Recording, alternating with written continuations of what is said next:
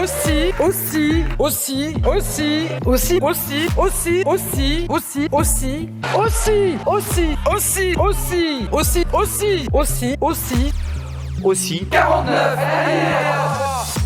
je suis favorable à l'alignement de la durée d'indemnisation chômage des plus de 55 ans, qui est de 27 mois, sur celle des autres chômeurs, qui est de 18 mois.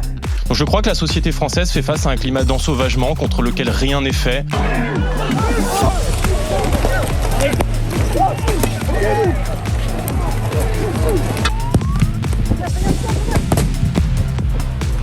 La violence est grandissante dans la gestion du maintien de l'ordre.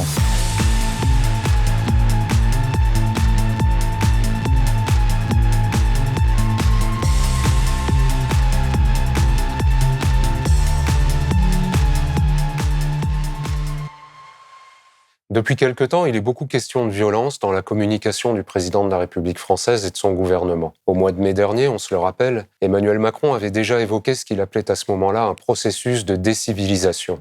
L'un de ses conseillers avait alors expliqué à des journalistes que Macron avait voulu dire qu'il déplorait, je cite, « une forme de mouvement de décivilisation à l'œuvre selon lui depuis maintenant un certain temps et dans l'ensemble des pays du monde, France comprise ». La semaine dernière, Gérald Darmanin, ministre de l'Intérieur, a quant à lui dénoncé ce qu'il appelle l'ensauvagement de la société française.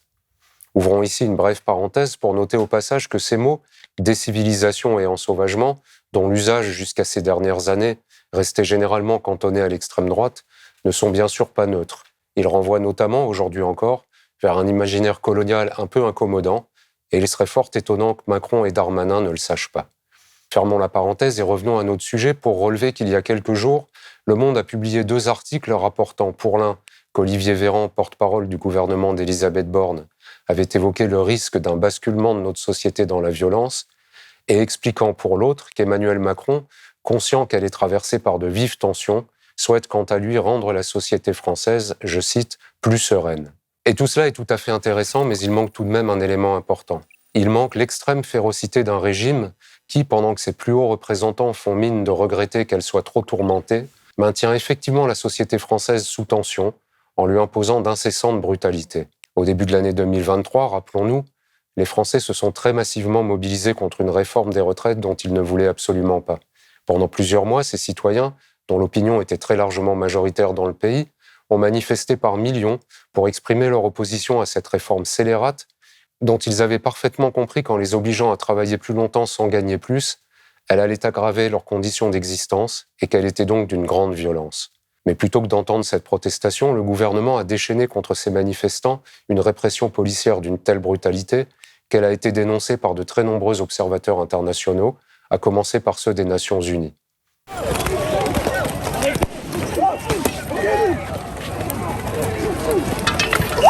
Et finalement, ce gouvernement a imposé sa réforme par un véritable coup de force parlementaire. Sur le fondement de l'article 49, alinéa 3 de la Constitution, j'engage la responsabilité de mon gouvernement sur l'ensemble du projet de loi de financement rectificatif de la sécurité sociale pour 2023. Rappelons rapidement un autre exemple, celui de ce qui s'est passé au mois de mars 2023 à Sainte-Soline, dans les Deux-Sèvres, où plusieurs dizaines de milliers de personnes s'étaient réunies pour protester contre la construction d'une méga-bassine. Là encore, le gouvernement, qui sait parfaitement que ces méga-bassines sont catastrophiques pour l'environnement, avait fait le choix de s'en prendre brutalement aux protestataires. Plusieurs centaines de manifestants avaient été blessés, pour certains très gravement, dans la répression extraordinairement violente de ce rassemblement, où la gendarmerie avait même utilisé des armes de guerre. Dans ces différentes affaires, les macronistes n'ont donc pas cessé de rajouter de la violence à la violence, de rajouter des violences policières et militaires à des violences sociales et politiques, et de rajouter de la tension à la tension. Et il est plus que probable que ça ira pire demain, parce que tout indique qu'ils n'ont pas l'intention de s'arrêter en si bon chemin. Le 19 novembre dernier, la Tribune du Dimanche a publié, à côté d'un ahurissant éditorial de son directeur appelant à une réduction drastique de la dépense publique, une interview de Bruno Le Maire qui a été peu commentée, peut-être parce qu'elle était noyée dans une actualité toujours dominée par ce qui se passait à Gaza. Dans cet entretien, le ministre des Finances d'Emmanuel Macron annonçait ce que la Tribune appelait fort justement un tour de vis sur l'assurance chômage des seniors. Il déclarait, ouvrez les guillemets, « Je souhaite que les syndicats et le patronat puissent s'entendre dans les mois à venir pour mettre fin à des dispositifs d'indemnisation du chômage qui nourrissent des départs anticipés, voire des licenciements, et contribuent au chômage des seniors. L'idée générale, qui est donc de s'en prendre à l'indemnisation des chômeurs les plus âgés, était assez clairement énoncée, mais il manquait les détails. Ils sont arrivés quelques jours plus tard, lorsque Bruno Le Maire a décrété le 23 novembre qu'il souhaitait réduire la durée de cette indemnisation, qui peut aujourd'hui aller jusqu'à 27 mois, contre 18 mois pour les chômeurs âgés de moins de 53 ans et 22 mois et demi pour ceux qui ont 53 ou 54 ans.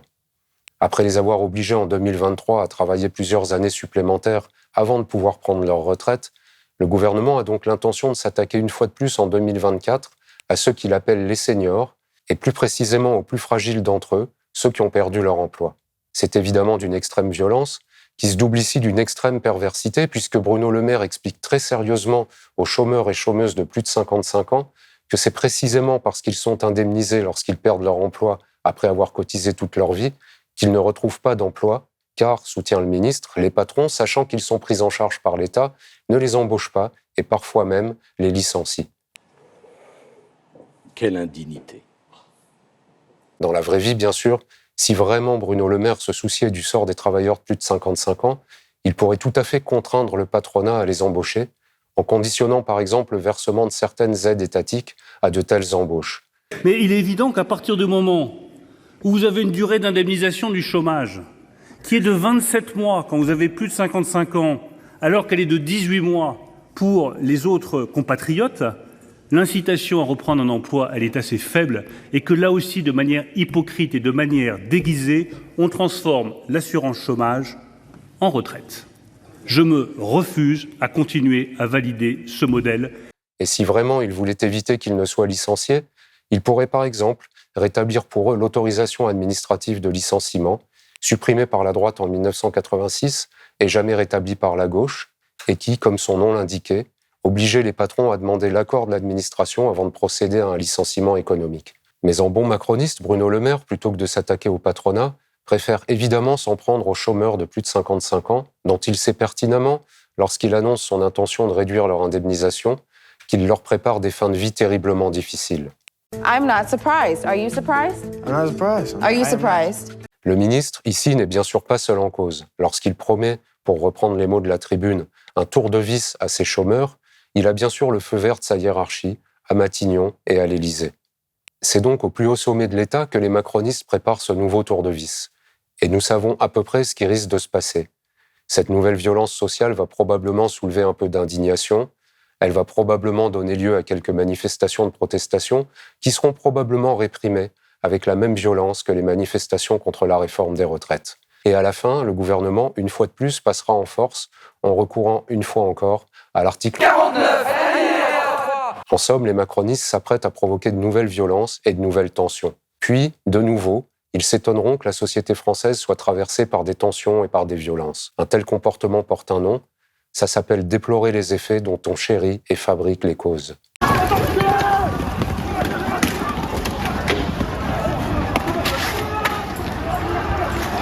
Merci d'avoir suivi cette chronique, à jeudi prochain.